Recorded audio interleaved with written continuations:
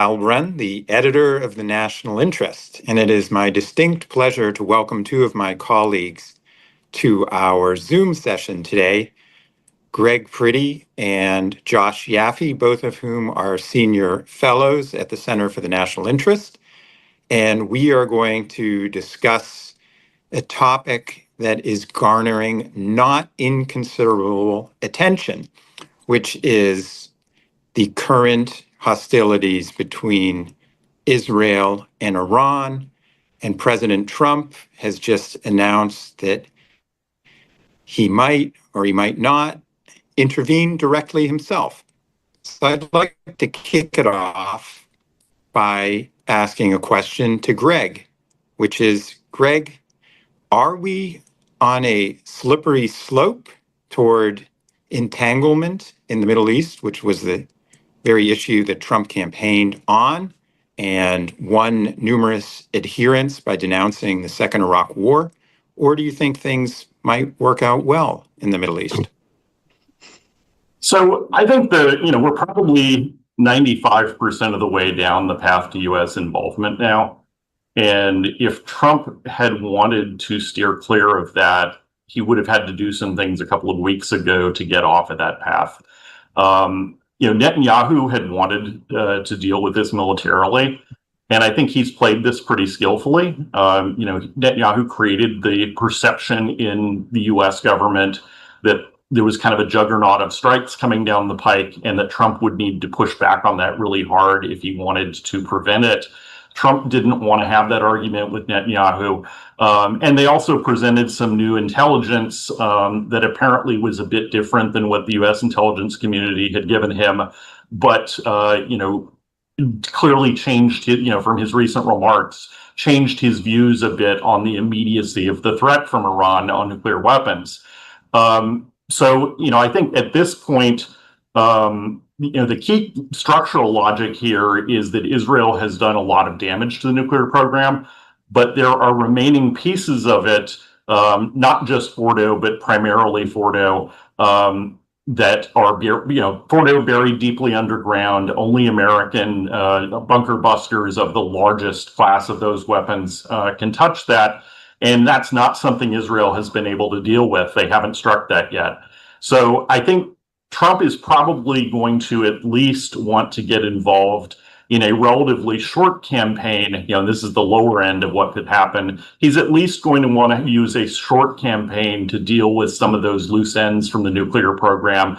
Because if we're in a situation where if those loose ends were left not dealt with, the Iranians might be able to break out with those centrifuges with the 60% HEU that's left around. And it's really hard for us not to get involved at this point. So I think that, we are headed in that direction toward at least some degree of involvement in this campaign. And that probably, then the question of Iranian retaliation against U.S. bases and whether it can spread from there. Lots for us to get into. Josh, I'd like to turn to you and ask the same question and add, is it actually, as Greg appears to be suggesting, likely or even inevitable that the U.S. becomes a direct party to this conflict, or do you think Trump can still stay on the sidelines? Yeah, I totally agree with what Greg said. I think that there's a high likelihood that the U.S. gets involved, at least for dealing with Fordo. And it just seems that even as much as the administration has tried to keep a distance from activities that are going on, it has dropped subtle hints along the way the last week that the administration has made plans for what involvement would look like. Pulling all of our diplomats out of the region from Iraq, Bahrain, and Kuwait, not pulling dependents of diplomats out was a clear sign that there was deep consideration within the administration of what it would mean, the consequences of direct involvement. So I agree with Greg in that regard.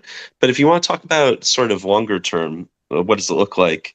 There's this big debate within circles on the right about isolationism or restraint, as some people call it, versus interventionism, or what some people would consider to be sort of a new form of neoconservatism.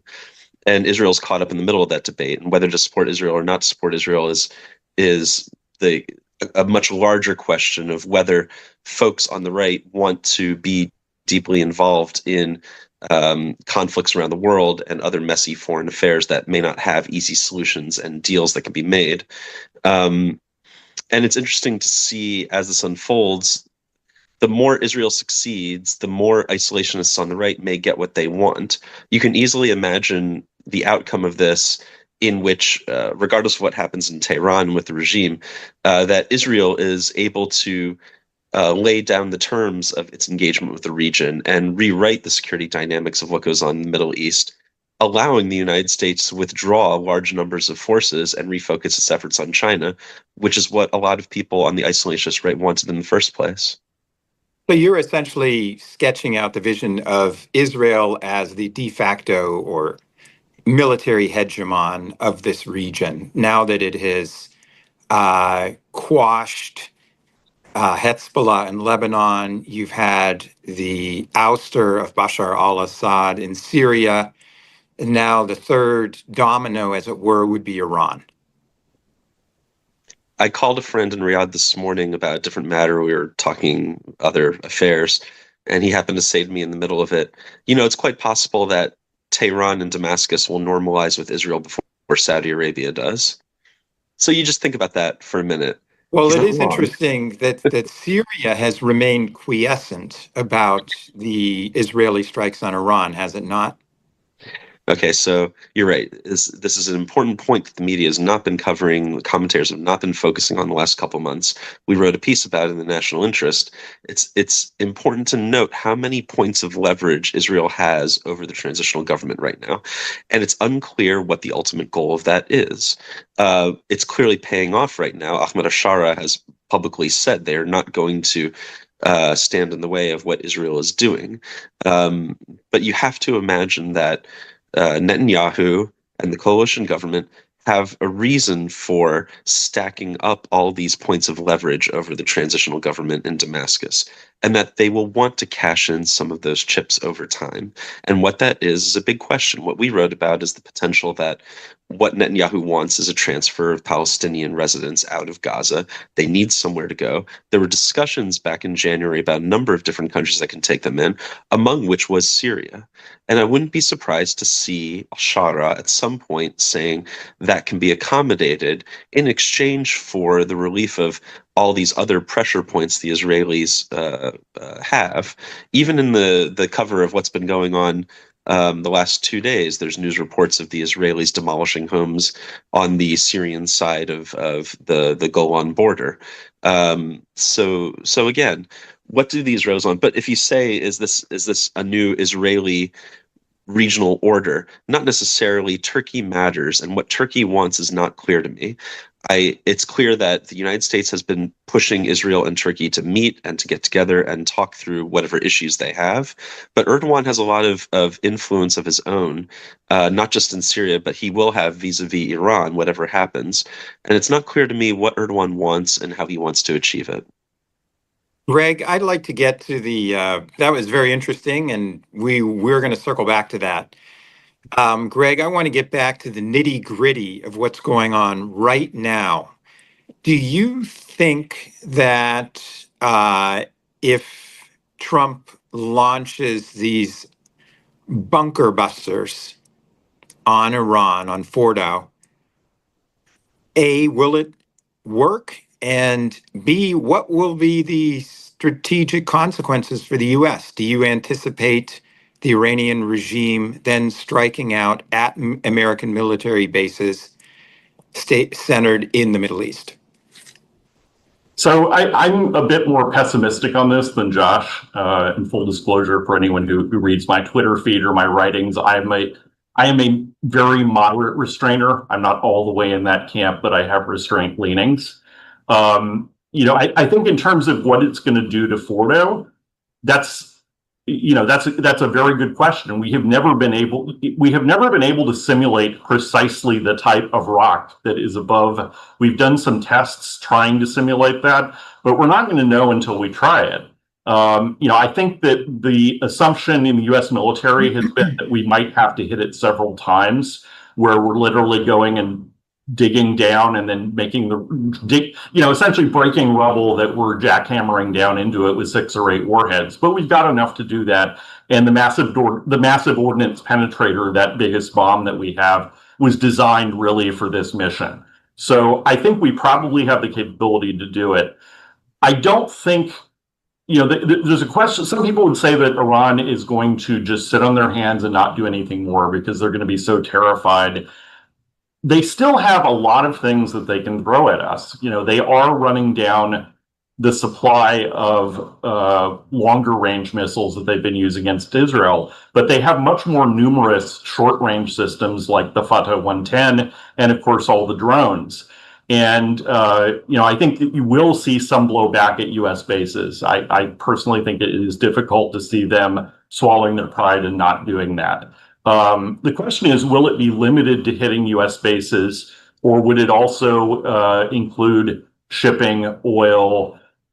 There is a big hurdle for the Iranians to do that because, one, they have had rapprochement with, the Saudi-Iran normalization has been going well, and that's something that I think had been a success story.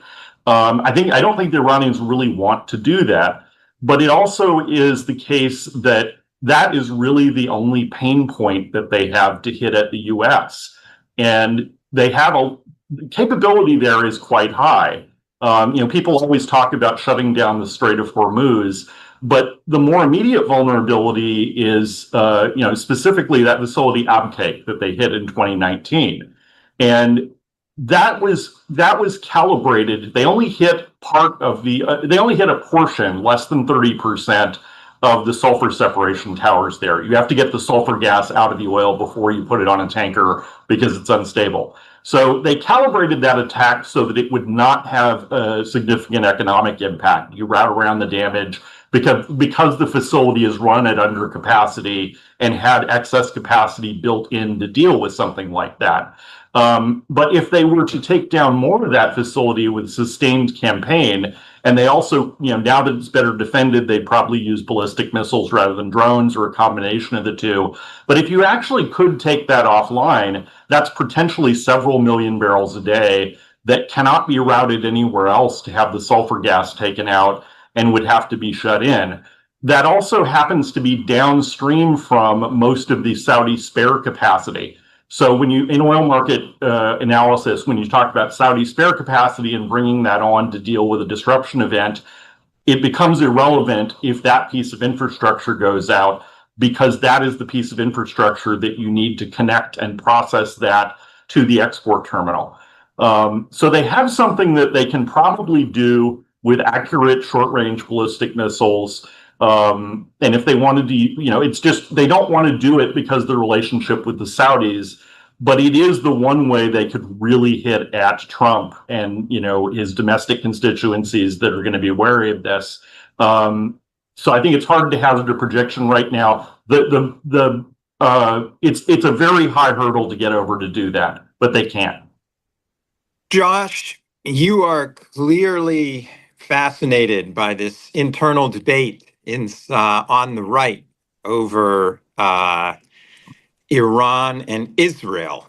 And Scott McConnell in the American Conservative has a piece today where he says that America is being chain ganged, in his words, into joining a war that he believes will be an imperial fiasco for the United States. And for Tucker Carlson, Steve Bannon, and others are saying that this will be the final blow to the American empire, as it were, and that Trump will destroy his presidency by intervening in the Middle East. And for them, this is really Iraq war redux, right? That the Pat Buchanan and others, John Mearsheimer, Stephen Walt warned about the second Iraq War in 2003. They proved to be largely vindicated by what turned into a debacle.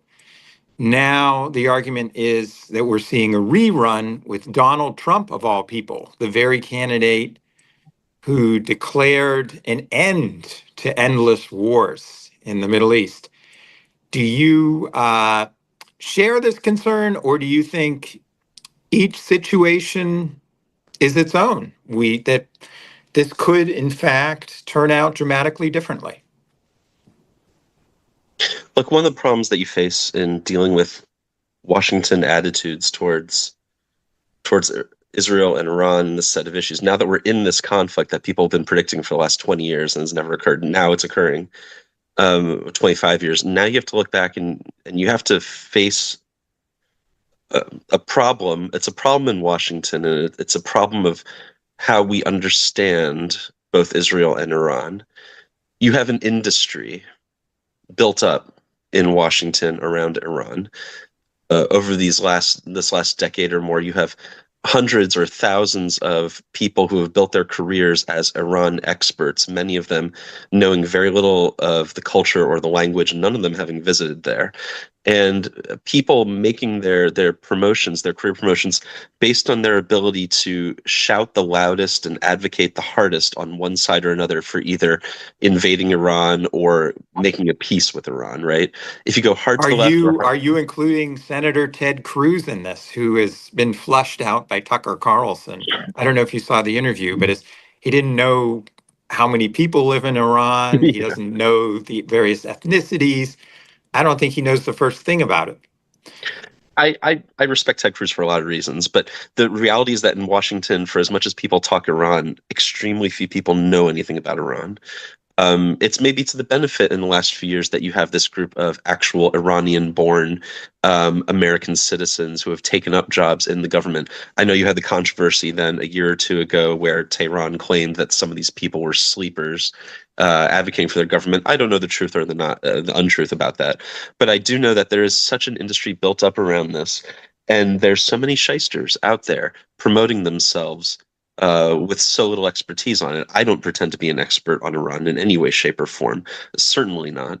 But the problem is that it creates a bubble and a false sense of certainty that we understand what's going on or what's not going on. What are the assumptions that underlied the basis for believing that a war against Iran would have these detrimental, deleterious blowback effects to the United States? Part of the underlying assumptions were that Iran would activate its proxies throughout the region to target not just Israel, but U.S. assets of a vital interest. Okay. Well, in the last 2 years, Israel has slowly and steadily rolled up the capabilities of each of those proxy forces. That was a fundamental underlying assumption why we should not allow Israel to do what it is currently doing. Okay, someone needs to go back and reassess the assumptions on which it was based that so many in Washington advocated against allowing Israel to do this type of activity. I think that the types of issues that Tucker Carlson, Marjorie Taylor Greene, Steve Bannon, and these other individuals, the types of ideas they're promoting, which have their place and have their value, need to be understood in terms of U.S. National interests over the long term. There has to be some form of engagement with the world. And to say that supporting Israel in all of its activities is going to have deleterious effects, then you have to ask yourself: is that really a reflection of the reality on the ground, in which Iran doesn't have the capabilities it once had and isn't able to mount a defense the way we once expected it to? Or is that simply a reflection of an internal political debate in Washington that is detached from the reality on the ground? Let me pose another question to you about Arab armies. I think it was Ken Pollock who, in his dissertation, looked at the record of Arab armies. And, there have been contentions that what appeared to be Israel's phenomenal wins against overpowering forces. In fact, if you look back at Sir John Glubb's memoirs, who was an advisor to the Jordanians after 48, he said that the Arabs never had a chance. They were not unified. The armies are not well trained. Are we actually seeing another example of that the Iranian regime is corrupt and sclerotic? Greg? So I think we're going to find out. I'm not sure that the Ken Pollock analogy holds for Iran. I mean, that was specifically about some deficiencies in how Arab armies were constituted. So, but leaving that aside, we're testing all these assumptions right now. I disagree with quite a bit of what my colleague had said earlier, just about, I think that Iran has a lot of capabilities that we don't know if they're going to use them or not. And that goes to their policy calculations. That also goes to their sense of national pride. Those things do come into play when you're deciding how to retaliate against something like this. Do they have the capability to hit shipping, hit oil, hit bases? Yes. And that's a different set of things. That doesn't involve proxies. That's a different set of things that are involved in striking back at Israel. So these are weapons they haven't been using yet. How exactly that plays out, we have yet to see, but they have the capabilities. And one other thing to say, just to add to what Josh was saying earlier, I think this idea of a Pax Israelica that goes across the region, there's a lot of truth to that now. And Israel has the military campaign has been amazingly competent and well put together, as usual for them. They've done some amazing things. But there's a question of whether a country that small, reliant on a reserve military, is going to be able to prop that tent up without U.S. help over a long period of time.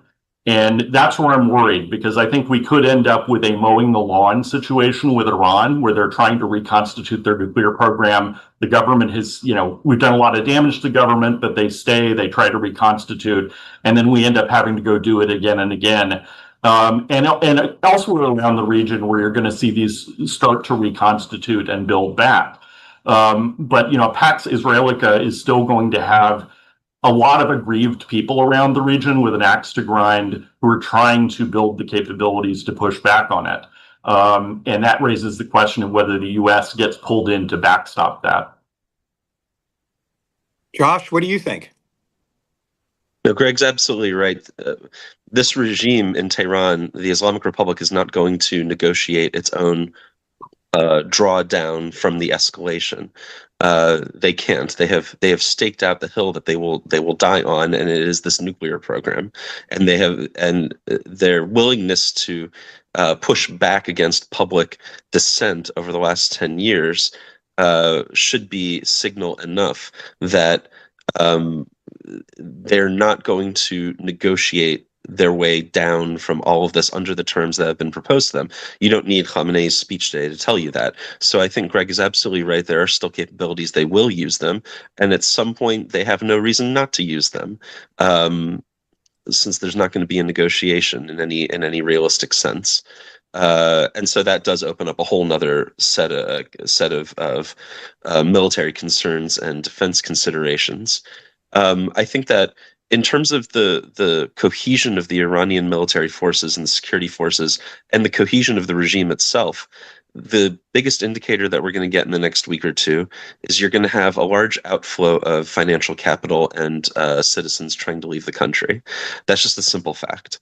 It's a risky proposition to remain in Tehran right now, and people can't possibly have much confidence in their own security forces' ability to withstand a full-throated campaign from the Israelis for the next 2 weeks.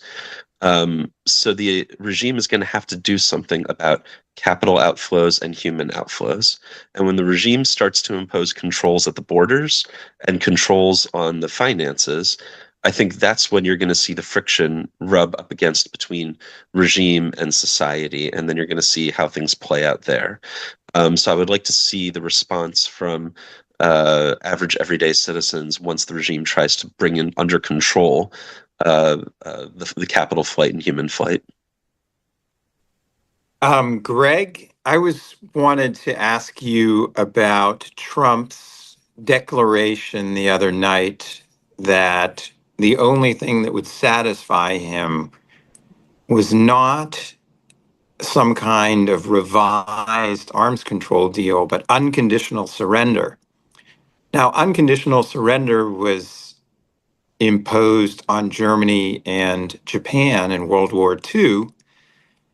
That term means that there's nothing to talk about. And it usually provokes an adversary into fighting to the death. Because it means someone's going to the gallows. Yeah, I mean, there's nothing to debate about or discuss. It's not going to end with some kind of compromise. How seriously do you and Josh take this? Greg, go first. I think that was Trump, going on a Twitter tear without having thought through it. And that's part of this is the policy process in this administration is broken.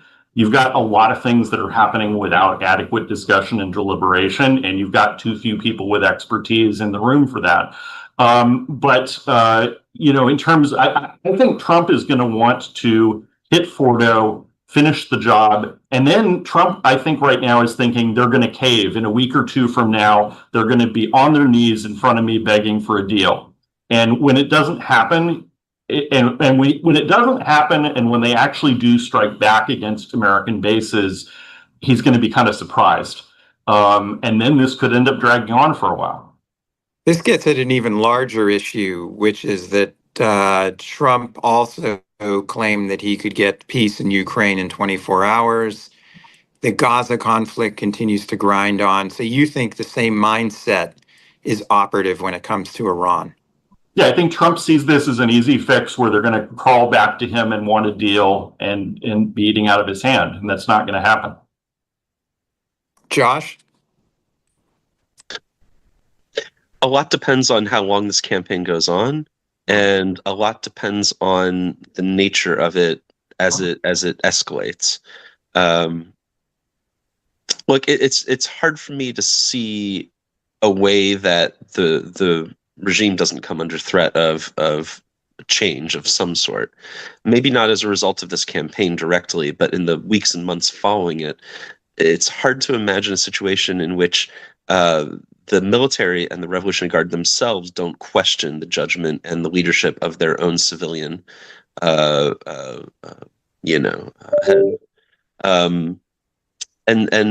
And that's a very difficult situation. What you had at the end of the Iraq War with Saddam Hussein, there were a lot of talks about should the U.S. get involved and go deeper and take out Saddam. And in the end, there was a decision not to cross the line. And in 1991, 92, 93, what you had was the settling in of reality in which the U.S. tried every measure it could, sanctions, no-fly zones, you name it, international pressure, trying to encourage the Iraqi people to rise up. And of course, when some Iraqi people did rise up, they were immediately put down brutally, and a lot of them ended up having to go into exile. As a result, some of them to the United States. You could end up in a situation like that, where the regime simply will not negotiate and it will suffer through, and it takes a gamble and says we can put down any localized dissent that arises, and you end up in a indefinite 2-3 years of international isolation for the Iranian regime, brutalizing its own people, and no ability to influence that situation by the international community except to watch it slowly fester, and people in Washington saying, well, we should have been less restrained, and we should have been more directly involved to begin with to push it over the edge when we had the chance, but now we've missed that chance. That was exactly where we were 91, 92, 93. So a lot depends on the next few weeks and months, the level of the campaign. If the U.S. gets involved now, then does that create a tipping point for the regime or not? So I don't know how to answer it. We need another week or two to see how the military combat plays out. Russia has explicitly warned the Trump administration not to intervene militarily in the conflict. How much credence do you place in that? How important do you think that is, Greg? I think that's a very low importance. This agreement they signed recently, the Treaty of Cooperation, whatever they called it, did not have any defense provisions. They basically have an arms supply relationship. It's going to be unfortunate for Russia that they're not going to be able to be getting drones from Iran anymore for a while. But Russia has their hands full. They don't have forces deployed into the region, and this is really just rhetoric. What about the impact on global energy prices? Do you see a potential for it going up to 150 a barrel? Potential, yes. Now, as I outlined, there is a big hurdle to get it. They do not want to hurt Saudi Arabia. That's something that they would do in extremis to get at the U.S. and something they don't want to do to the Saudis because they want that relationship to continue to improve. And they also don't want to drive the Saudis toward us. But if they get over that hurdle and they actually were able to, damage infrastructure, and I assume if they did that, they wouldn't just hit Abqaiq. They would hit other facilities in other GCC countries. That probably not all of them, but some others, and they probably would also follow that up with naval measures, mainly anti-ship missiles and mines to try to impede shipping. And if they did all of that, we can clean up the naval aspect of it in probably 6 weeks. That's more doable. But some of that infrastructure damage takes inherently, even if you throw money at it, it's going to be several months before you've got it back up and running. There are inventories of oil around. We're not going to run out of oil. That's not the question. But when inventories go abnormally low, prices go way up. We've seen that. So if they did everything that they could possibly do, yes. But it's far from a foregone conclusion that they're going to go to that level because it has blowback for them as well. Josh, do you have any thoughts on that? I defer to Greg on oil and gas and energy prices. He knows far more than I'll ever know about the topic. Let me ask you guys as a final question, because the situation is obviously fluid. Just give me your gut sense. Is this war the march of folly, or do you think things are going to turn out well? Greg? I'm definitely in the march of folly camp. I don't think this is Armageddon, but I think that we're going to be in for a protracted conflict that does not have a really, there's not going to be an armistice at the end or some date at which we agree on something. It will peter out as the sides get exhausted and run down their munitions. And then we'll have a very uneasy aftermath, in which case, we may very well have Iran trying to reconstitute their nuclear program outside safeguards. And that's a very messy ending where we could end up repeatedly involved over the next several years. Josh? It doesn't, to a certain extent, some of the outcome of the war is already decided now. Iran is no longer the presence on the regional international scene as it was, and it cannot go back to the status quo that existed before. None of its proxies can go back to the status quo that existed before October 7th. And that's a new reality that the region has not yet adjusted to. But with this campaign, it's going to have to adjust to that new reality now. That doesn't mean a Pax Israelica, Pax Israeliana. but for instance, it doesn't mean Saudi Arabia is going to normalize with Israel right now. It's not going to. But it does mean that certain forms of defense and security cooperation across the Gulf and across the region can occur that couldn't have occurred before. But more than that, it means that certain taboos are broken that cannot be reestablished. Certain red lines have been crossed that can't be restored. Israel sets a new definition of what deterrence is in the region moving forward. And that has a major implication, but it has a major implication that I don't think the administration here has fully processed yet, because you can have this debate about restraint and about intervention and what's good and what's bad, but the reality is the dynamics are already changing in the Middle East, and we are not part of that discussion. So fine, if the US wants to get involved in the campaign now and do some sort of limited action on Fordo, that may not be much, but it will be highly symbolic, and it will allow the U.S. to be involved in what takes place after this conflict in a more centralized way than it would be as of now, when it is sitting on the sidelines and watching. And not only that, but depending on what that level of U.S. involvement entails, it could have a major outcome on what Iran and its government looks like coming out of this conflict, and what regime stability looks like coming out of this conflict. The one thing that I don't think anyone wants to end up in is a situation where Israel's campaign has a limited cutoff line as to what they accomplish. They go home, they've destroyed large parts of the nuclear program and decapitated certain parts of the security leadership, and that's all that Israel can do. And then we enter a situation in which the Iranian government is unstable but still in place, and isolated from the world, brutalizing its own people, and unable to, with no one able to do anything about that fact. Perhaps resulting in large, as Greg mentioned, large damage to energy and oil infrastructure and the global energy economy in the process.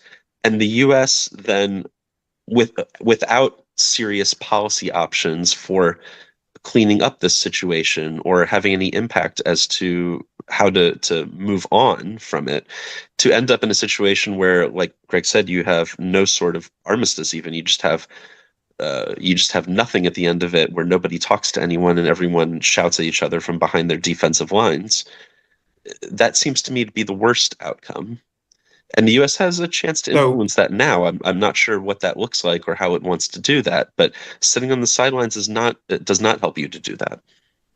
So we have two good questions from our audience, one from Peter Zwack and the other from Donald Smith. I'm going to ask the one from Mr. Smith first. He asks, how does regime change occur? Regular army, outer provinces, assassination of Khomeini. Greg? We don't know. That is one that I think we all have to admit and have a lot of humility about. You know, even with all the resources of the U.S. intelligence community, we totally didn't get when the Shah was going to fall. And so I don't think that there are a lot of ways it could happen, but I don't think that anybody sitting on the outside, including people who are reasonably well informed, is going to be able to foresee that. To the extent that there is one that strikes me as more likely than the others, that would probably be a more military-dominated government. Particularly if Ayatollah Khamenei ends up being struck by Israel or the U.S. The military stepping in is one obvious way. But I think the uncertainty over that is very high, and we don't know. Josh? Yeah, look, regime stability is a very complicated issue, no matter where you are, what you're talking about, because it's layered in so many ways, and there's so many elements of society that are involved. And when you go back and try and do a post-mortem on why a government fell, it's extremely difficult. It's not just difficult for intelligence analysts in the moment to figure out what's happening. It's hard for historians years later, decades later, to go back and piece together what is the stick that breaks the camel's back. You can point to all sorts of elements and you can imagine them playing out now. But I think the real question isn't that, but the real question is, if the situation in Tehran descends, rapidly at some point, either during this campaign or immediately after this campaign, much more likely after this military campaign is over, then does that result in chaos, like the Iranian Revolution when it first broke out? Or does it result in the Revolutionary Guard stepping in and seizing government and establishing its own military junta of sorts? So we also have a question from Peter Swack. I'll start with you, Greg, which is, he notes that the IDF is massing for an incursion into Gaza. The Israelis might make a big push into the West Bank. How do they reconcile all this with the Iran war?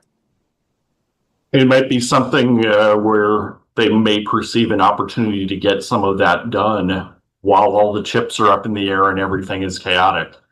The politics of that in Israel, and I'm sure Josh can speak to this more, but that has changed radically. The idea of population transfer 30, 40 years ago was outside the pale. That was kind of beyond the pale for Israeli politics. That was a kind of 5% fringe idea. But now, with Gaza in particular, it seems to be policy. And, I'm definitely worried that there may be a perception in Israel that this is a time when they can get some of those things done when there are not constraints there that there would ordinarily be. Josh? Look, that's a big issue. The big issue is domestic Israeli politics. Bibi's not going to be around forever. Nobody is around forever. And coming out of this, what does Bibi want? And politically, what can he achieve? So I agree with Greg that under cover of this conflict the next couple weeks, no doubt the government in Israel will make moves on other fronts that it sees as beneficial to its domestic standing. I don't know quite what that will look like.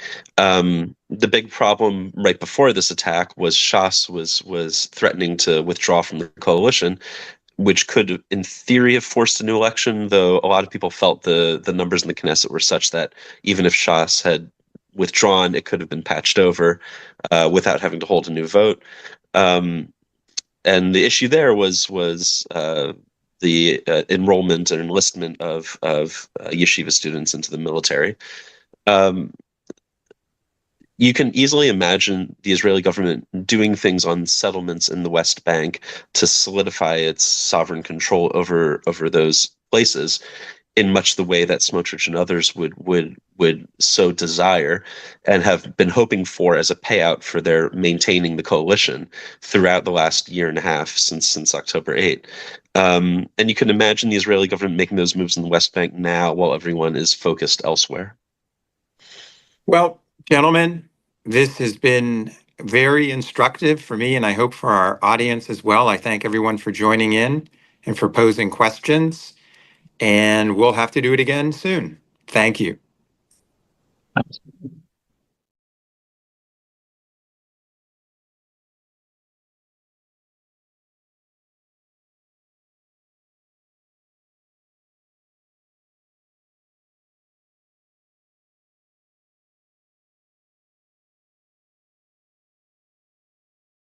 Elon Musk is sorry. Elon Musk is sorry. Elon Musk, for the first time in his life of public derangement, is publicly saying he went too far.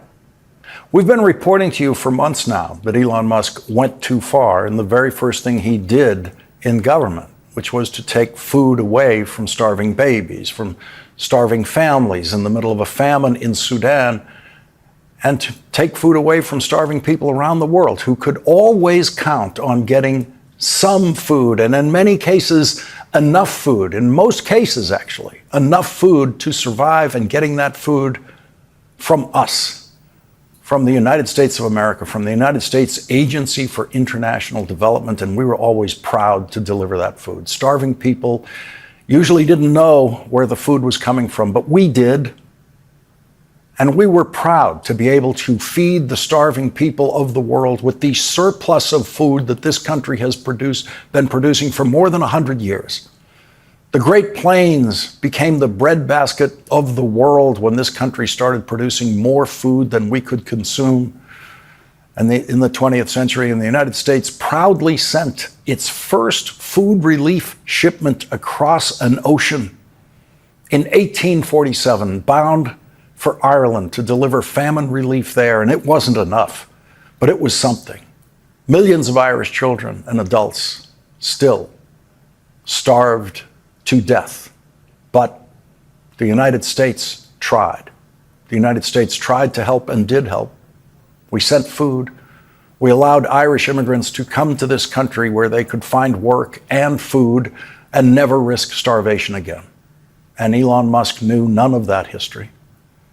Elon Musk never asked how many starving children were waiting for that food when he personally ordered a complete shutdown of the delivery of that food, which is now rotting in warehouses around the world. Elon Musk wanted the food to rot instead of delivering it to starving children and starving people.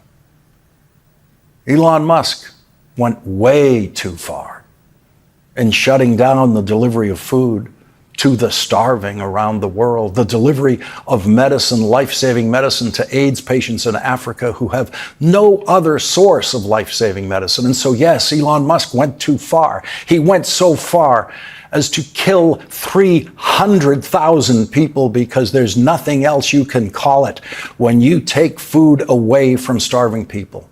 The latest estimate is 300,000 deaths.